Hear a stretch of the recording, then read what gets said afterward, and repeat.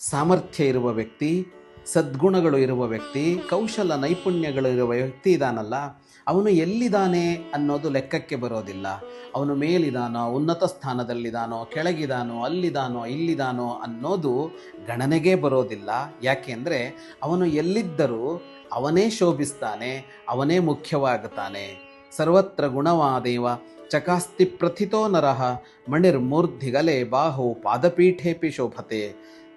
ಸದ್ಗುಣಗಳೋ ಸಾಮರ್ಥ್ಯವೋ ಇರುವಂತಹ ವ್ಯಕ್ತಿ ಎಲ್ಲಿಯೇ ಇದ್ದರೂ ಅವನು ಶೋಭಿಸ್ತಾನೆ. ಇದಕ್ಕೆ ಈ ಪ್ರಾಜ್ಞ ಕೊಡುವ ನಿದರ್ಶನ ಯಾವುದು ನೋಡಿ. ಮಣಿ ಇದೆ, ಆ ಮಣಿಯನ್ನು ಆಭರಣವನ್ನಾಗಿಸಿಕೊಂಡು ತಲೆಯ ಮೇಲಿಟ್ಟರೂ ಶೋಭಿಸುತ್ತೆ, ಅದನ್ನು ಹಾರ ಮಾಡಿಕೊಂಡು ಕಂಠಕ್ಕೆ ಹಾಕಿಕೊಂಡರೂ ಶೋಭಿಸುತ್ತೆ, ಅದನ್ನು ಬಾಹುವಿಗೆ ಕಟ್ಟಿಕೊಂಡರೂ ಶೋಭಿಸುತ್ತೆ, ಅದನ್ನು ರಾಜ ಕುಳಿತುಕೊಳ್ಳುವ ಸಿಂಹಾಸನದ ಕೆಳಗಿನ ಪಾದಪೀಠಕ್ಕೆ ಜೋಡಿಸಿದರೂ ಕೂಡ ಅದು ಶೋಭಿಸುತ್ತೆ.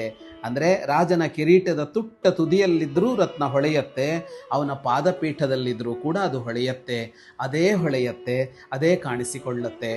ಹಾಗಾಗಿ ಸಾಮರ್ಥ್ಯ ಇರುವ ವ್ಯಕ್ತಿ ಎಲ್ಲಿದ್ದರೂ ಒಂದೇ, ಅವನೇ ಕೇಂದ್ರ. ಶುಭಂ ಭೂಯಾತ್.